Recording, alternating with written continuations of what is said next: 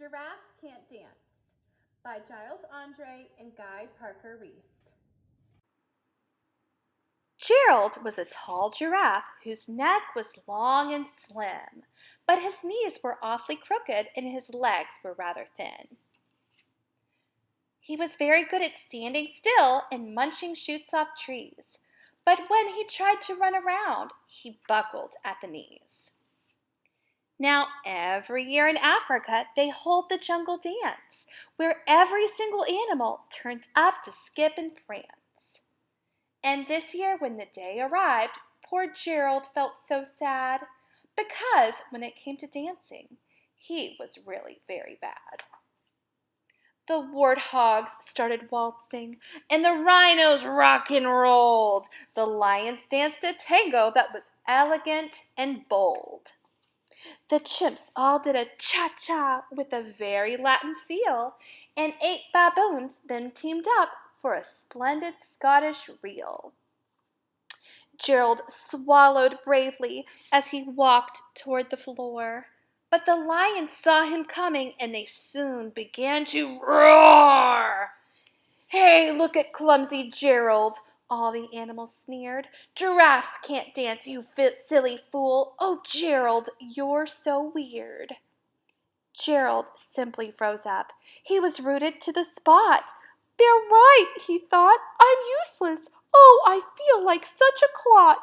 So he crept off from the dance floor and he started walking home. He'd never felt so sad before, so sad and so alone. Then he found a little clearing and he looked up to the sky.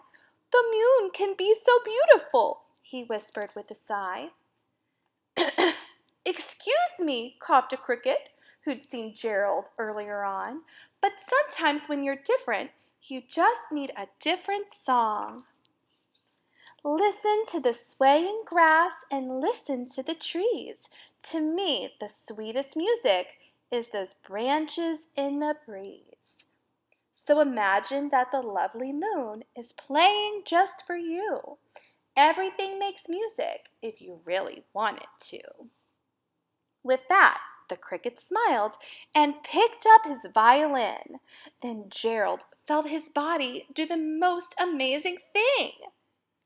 His hooves started shuffling, making circles on the ground. His neck was gently swaying, and his tail was swishing around. He threw his arms out sideways, and he swung them everywhere. Then he did a backward somersault and leapt up into the air. Gerald felt so wonderful. His mouth was open wide. "I'm dancing! Yes, I'm dancing! I am dancing!" Gerald cried.